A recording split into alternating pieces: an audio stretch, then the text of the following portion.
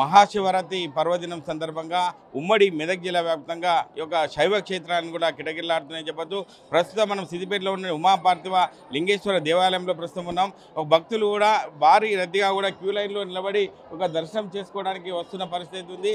ఎందుకంటే మహాశివుడి నీకు దర్శనం చేసుకుంటే కోరిన కోరికలు తీరుతాయని చెప్పి భక్తుల నమ్మకంగా చెప్పుకోవచ్చు. దానికి సంబంధించి ప్రతి ఒక్కరు కూడా శైవ క్షేత్రాల్లో అందరూ కూడా ఈ యొక్క దైవ లీనంలో ఉండి ఖచ్చితంగా శివుని ఒక కృపకు ప్రార్థనలు కావాలని చెప్పి సంకల్పంతో ఈ యొక్క శివరాత్రి రోజు ఒక మహాశివాలయాన్ని కూడా దర్శించుకోవడం ఒక హిందువుల సాంప్రదాయంగా చెప్పుకోవచ్చు. దానికి సంబంధించి సిద్దిపేటలో భారీ క్యూ లైన్లుగా ఈ యొక్క భక్తులు ఒక తండోపతండాలుగా ఈ యొక్క కోటిలింగేశ్వర దేవాలయంలో భక్తులు దర్శనానికి వస్తున్న పరిస్థితి. శివుని ఆజ్ఞ లేని చీమైన కుట్టదంటారో ఎంతటి గొప్ప విశిష్టత ఉంది. బోలాశంకరుని తెలుగు సంవత్సరాది ప్రకారం మహాశివరాత్రిని మాఘమాసం బహుళ చతుర్దశి రోజున జరుపుకుంటారు. పంచాంగం ప్రకారం చతుర్దశి తిథి ఫిబ్రవరి 26న 11:08 ప్రారంభమవుతుంది. ఈ తిథి మరుసటి రోజు అంటే ఫిబ్రవరి 27వ తేదీ ఉదయం 8:54 ముగుస్తుంది. అయితే మహాశివరాత్రి అంటే లింగోద్భవ సమయానికి చతుర్దశి తిథి ప్రధానం కాబట్టి ఫిబ్రవరి 26నే శివరాత్రిని జరుపుకోవాలని పండితులు చెప్తున్నారు. మహాశివరాత్రి అనగానే లింగోద్భవ సమయం గుర్తుకొస్తుంది. పండితులే కాదు ప్రజలు కూడా దీన్ని గుర్తించి చెప్పుకుంటారు. లింగోద్భవ సమయంలో శివుడిని పూజిస్తే సంవత్సరం అంతా శివానుగ్రహం ఉండి అష్టైశ్వర్యాలు భోగభాగ్యాలు కలుగుతాయని భక్తులు నమ్మకంగా చెప్పుకుంటారు. దానికి సంబంధించి ఒక కోటిలింగేశ్వర దేవాలయంలో ఉన్నటువంటి ప్రధాన అర్చకులు సంబంధించిన మహేష్ ఉన్నారు. కథలు చెప్పండి, ఎటువంటి పూజలు చేస్తే ఈ యొక్క భక్తులకు పరవశిస్తాడనుకోవచ్చు?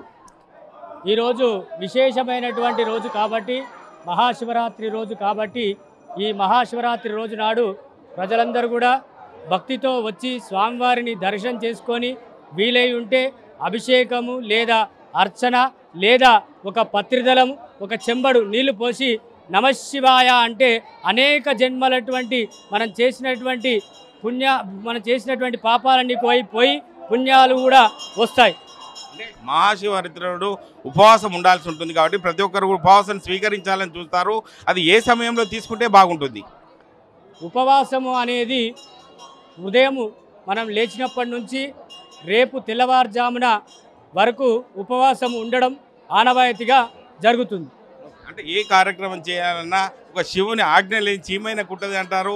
శివుని యొక్క ఉపవాసం ఉండడం వల్ల భక్తులను ఆదరిస్తాడు అనుకోవచ్చా? తప్పకుండా ఆదరిస్తాడు.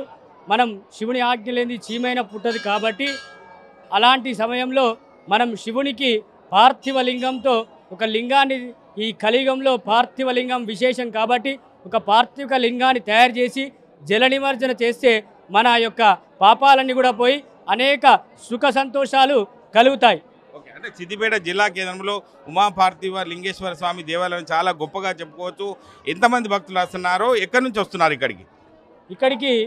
అనేక జిల్లాల నుంచి మళ్ళీ రాష్ట్రాల నుంచి కూడా కోటిలింగేశ్వర స్వామికి దర్శనానికి మహాశివరాత్రి పర్వదినం కాబట్టి అందరూ కూడా వస్తున్నారు.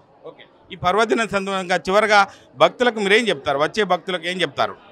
వచ్చేటువంటి భక్తులందరూ కూడా మనసును ప్రశాంతత చేసుకొని మన మనసును ఆ పరమేశ్వరు యందు చేసుకొని స్వామివారికి వీలై ఉంటే అర్చన అభిషేకాలు లాంటి కార్యక్రమాలు చేయొచ్చు. లేదా స్వామివారికి మన బాధ చెప్పడం జరుగుతుంది కాబట్టి చేతులు జోడించుకొని స్వామివారికి నమస్కారం చేసుకుంటే మనకున్న కష్టాలన్నీ కూడా పోయి సుఖ సంతోషాలతో జీవించడం జరుగుతుంది. అంటే ఇంట్లోనే ఒక ఉపవాసం పట్టుకోవచ్చా? శైవ క్షేత్రాలు దర్శనం చేసుకుంటేనే భాగ్యం కలుగుతుందని అనుకోవచ్చా? భక్తుల విషయంలో ఇంట్లోనే కూడా ఈ యొక్క ఉపవాసాలు ఉండే పరిస్థితి ఉంటుంది.